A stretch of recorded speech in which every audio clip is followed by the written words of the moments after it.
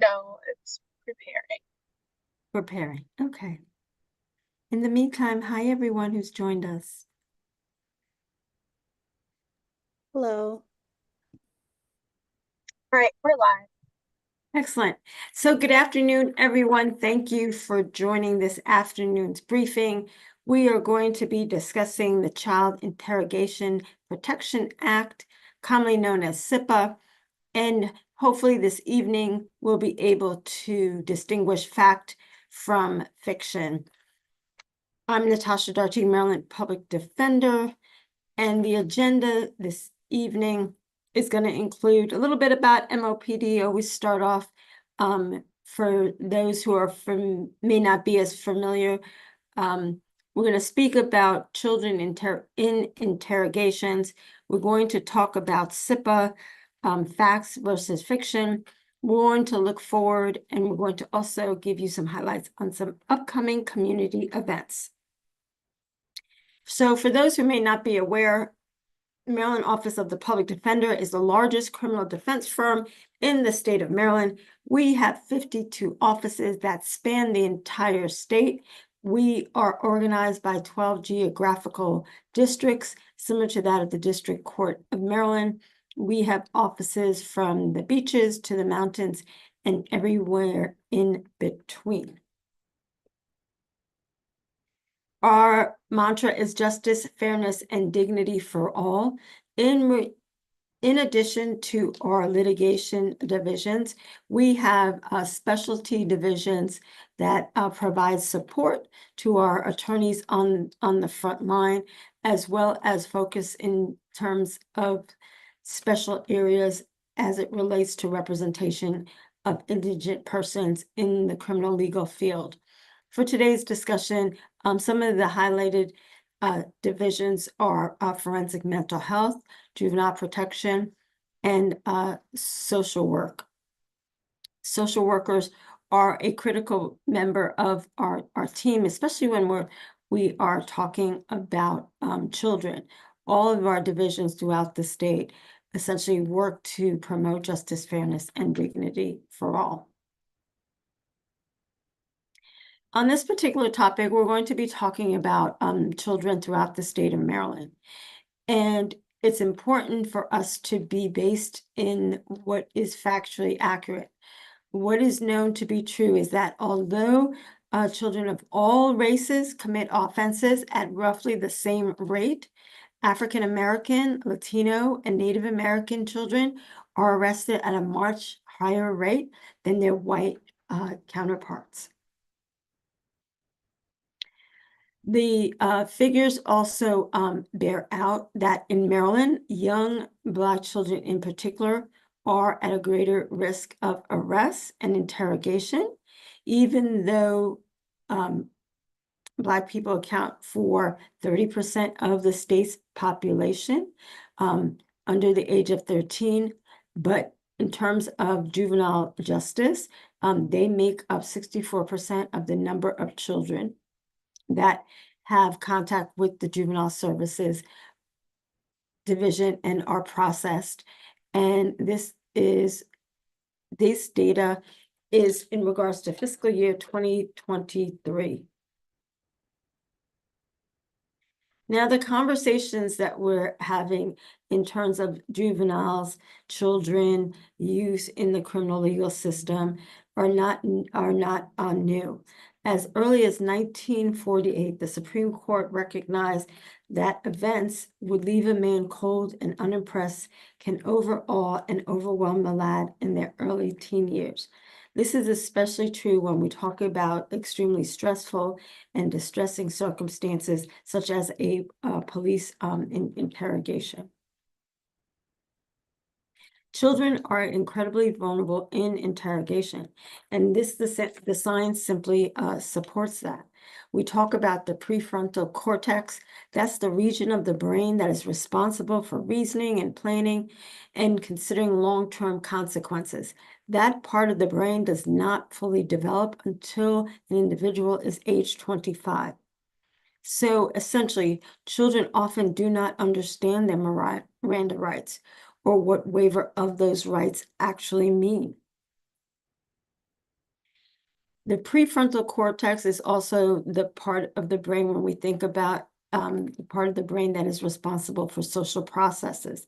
These are social processes that can lead, for example, a teenager to focus more on pure relationships and social experiences. Especially in the teen years, there's an emphasis on pure relationships, along with the ongoing prefrontal cortex development. This is what may lead teens to take more risk because for them, the social benefits outweigh the possibility of any consequence of this decision. These risks sometimes can be negative or dangerous, or they could be positive, such as a decision to join a sports team.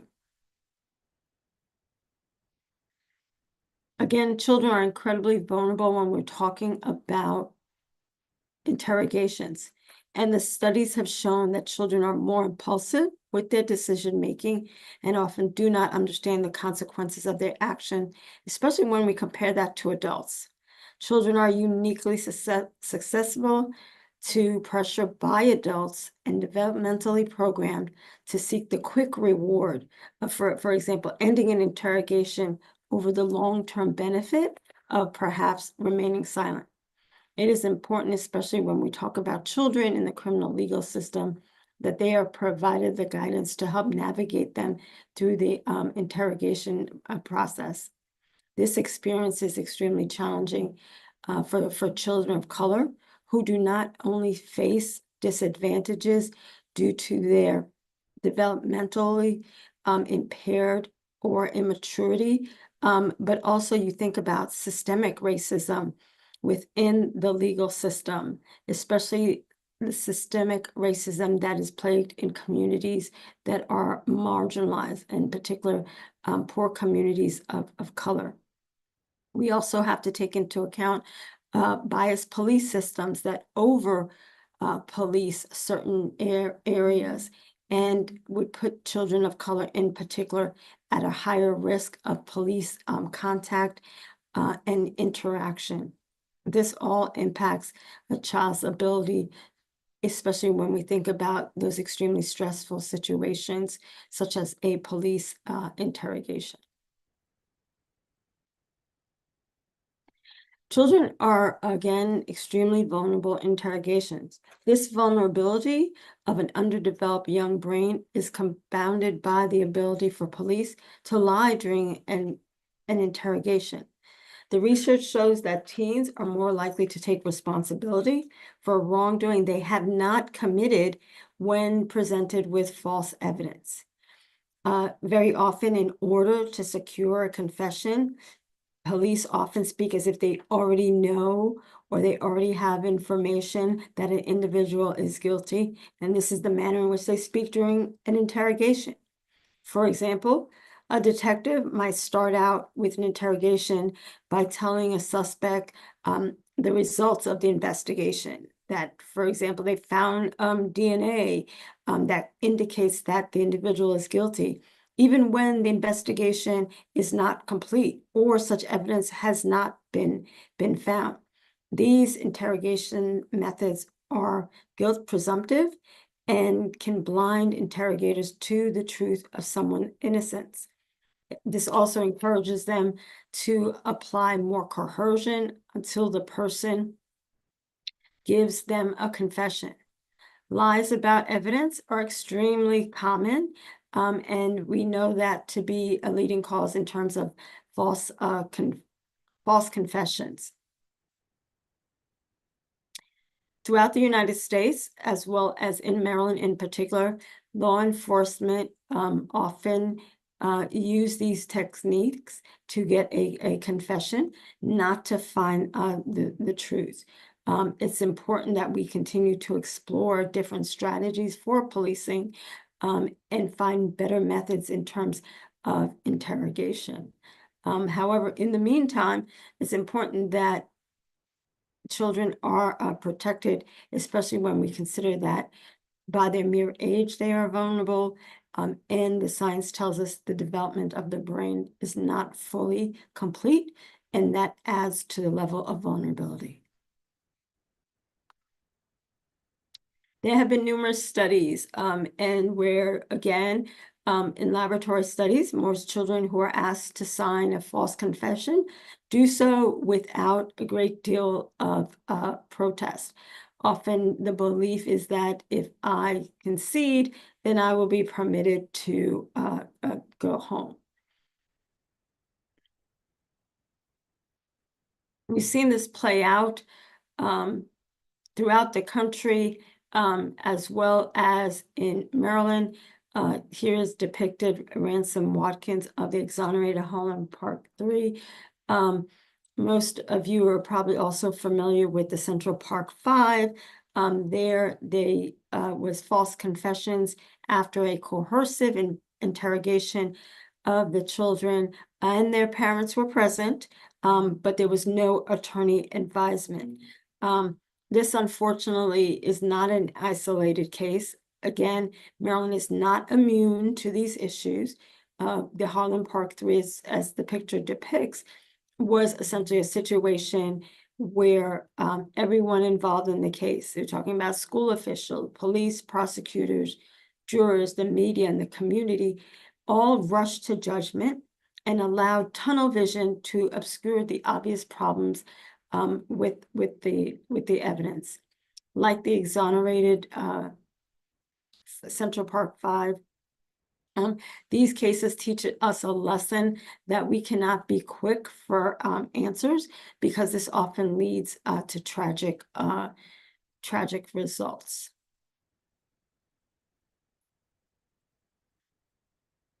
So one of the things that we saw in 2022 that focused on these important issues was the passage of the Child Interrogation Protection Act, CIPA. And this established the Youth Access to Counsel Hotline. That is a hotline that is established through the Maryland Office of the Public Defender, and is a tool that allows law enforcement to reach an attorney 24 hours a day, 7 days a week. And the children have the opportunity to speak with a lawyer. The lawyers are readily available to explain to the children their Miranda rights in age-appropriate ways. So Miranda rights, and just as a review, was coined after the landmark 1966 Supreme Court case, Miranda v. Arizona. In that case, the court ruled that law enforcement must warn a person of their constitutional rights before questioning them. The 1967 Supreme Court case, In re Gold, firmly established that the Due Process Clause of the 14th Amendment also applied to children in the same manner as it applied to adults.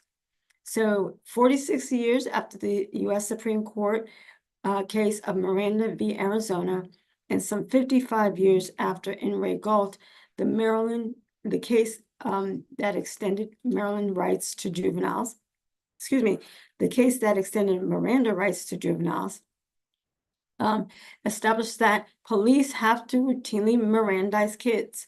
The reality is that it's rare to find a child who understands those rights. CIPA came into effect in October 2022 to ensure that children, in fact, do understand. And keep in mind, it was passed after years of extensive research and deliberation among lawmakers, law enforcement, including prosecutors, defense attorneys, youth advocates, and the community at large. So the YAC hotline, Youth Access to Counsel Hotline, is staffed by the Office of the Public Defender. It is a hotline that runs 24 hours a day, 7 days a week, 365 days a year, and essentially is manned by expert attorneys who are trained to explain the law in age-appropriate terms, trained and available to answer legal questions, and are trained to help children understand the process. So what happens on a YAC hotline call?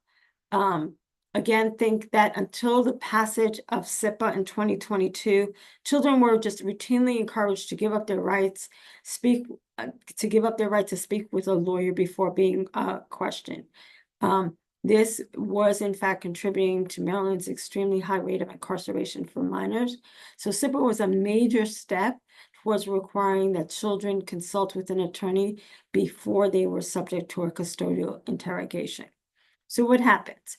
So essentially, this gives you a brief overview of the timeline.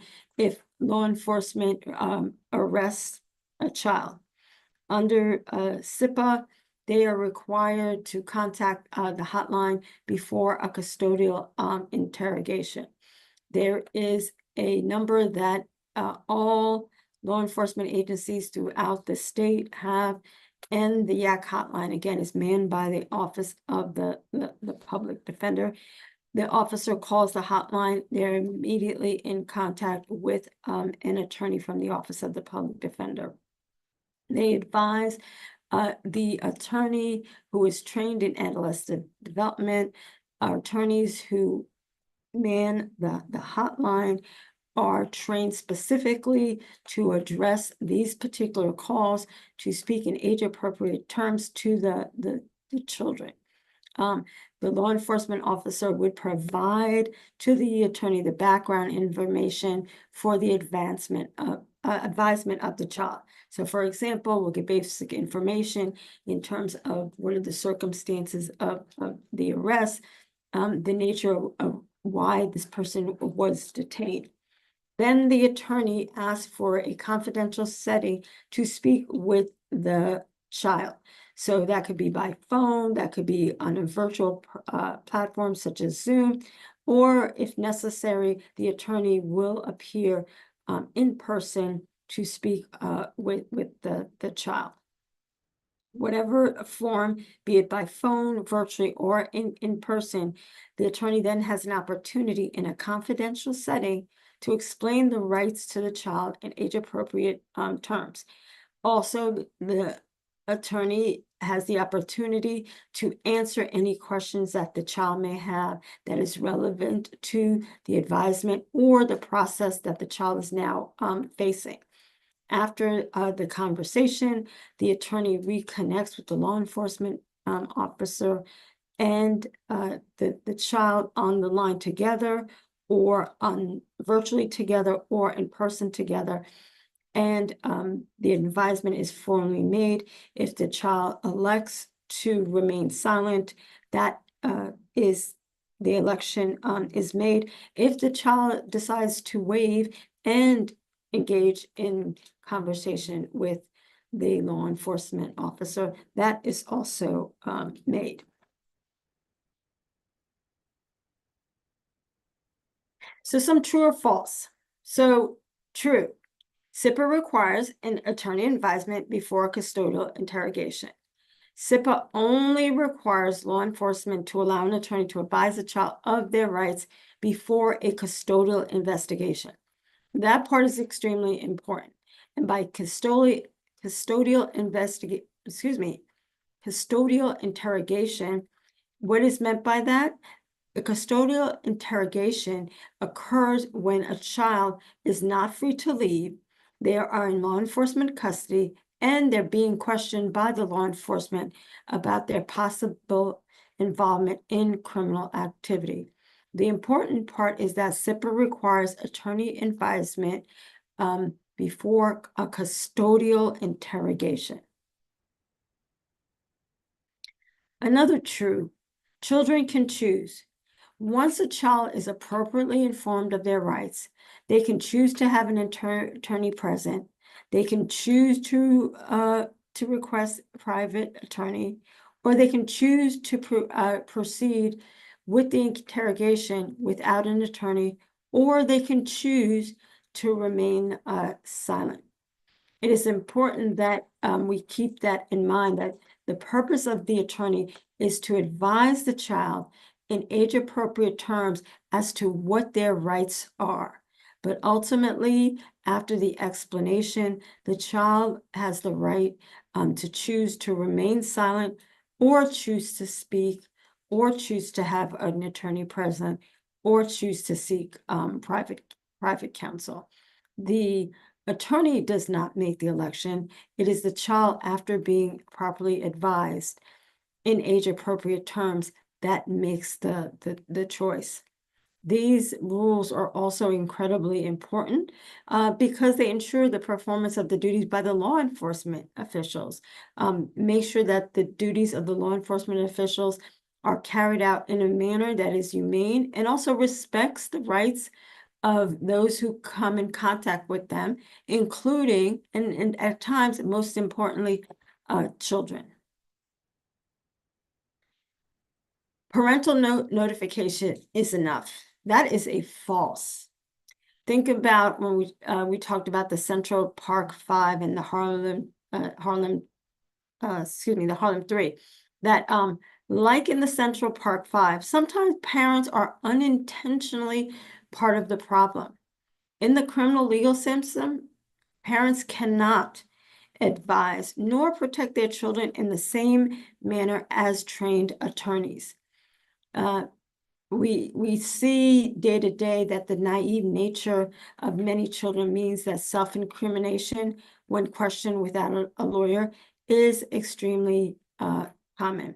We think about the various stories where well-intentioned but not well-informed parents essentially convince or misstate the law and have their children speaking with the police and confessing to crimes that they did not commit. SIPA hinders investigations. Again, false. Law enforcement may still interview witnesses. Law enforcement may still speak to community members. Law enforcement may still interrogate children who have been informed of their rights and choose to waive them. A public safety exception exists. That is true. Officers may question a child without first consulting with counsel where they reasonably believe there's imminent threat to public safety. And again, the question is, as long as those questions are limited to what reasonably is necessary to obtain information to protect against the threat of public safety, they may question the child without first consulting with an attorney. That is a public safety exception that in fact exists in the law currently. SIPA protects our children. True. SIPA helps to ensure the performance of the duties by law enforcement, that they are carried out, again, in humane manner and respect the human rights of children who come into contact with them. By enacting SIPA, Maryland is in fact doing the right thing, and they're joining other states that have already done the right thing. California, Illinois, and Washington currently provide attorney advisements before children can waive their Miranda rights. And as we talk about children and interrogations, it's also important to talk in terms of ending deceptive practices. We must continue and work hard to prohibit the deception in police interrogation. Prohibiting deception interrogation would bar misleading children to believe that confessing will result in a lesser sentence or their release. It would bar using false facts to threaten a confession, and would also bar using false definitions of the law. The American Bar Association, the ABA, defines deceptive practice as any tactics that include the falsification of facts, unauthorized promises of leniency, such as release or release from arrest or release from detention, dismissal of charges, and they essentially admonish the use of deceptive tactics, especially when we're talking about the treatment of children. The ABA also bars the use of deceptive practices when we're talking about the treatment of adults, but even more so, we emphasize when we're dealing with children whose brain development has not been completed. And essentially, this is just a brief overview of the importance of the Child Interrogation Protection Act. We will be out in the community speaking more in depth about these issues because it's incredibly important that we distinguish fact from fiction. We will be out in Waldorf, Maryland next week on October the 22nd at 6 p.m. at the space at the shops of Waldorf for an important panel discussion. And we'll also be available to answer any questions that you or community members may have. It's extremely important for individuals to come out and ask questions. The Office of the Public Defender, we are the attorneys who man the YAC hotline. We are the attorneys who are essentially receiving those calls. We are the attorneys that are speaking with the children, advising the children, and are present when an election is made, either to remain silent or to move forward and answer questions. Very often we've seen discussions around SIPA and the hotline in which the Office of the Public Defender has either not been asked or not been part of the discussion. So we are going to be in the community. We are spearheading these discussions because it's extremely important that there is we distinguish fact from fiction. So hopefully we see you out in the community on October the 22nd. I also highlight additional briefings also coming up. November the 19th, we will have a briefing and community event. We'll be in Baltimore County. Briefing will be virtual, but the community event will be held in Baltimore County. And essentially that date, we'll be talking about safer traffic stops for all. In January, as we kick off the legislative session, we will celebrate MOPD Lobby Day, and that will take place on January 16th, 2025 in Annapolis. Should you seek any additional information, there are plenty of resources on our website. Scan the QR code for more information. As always, this is our contact information. Feel free to reach us by email or phone.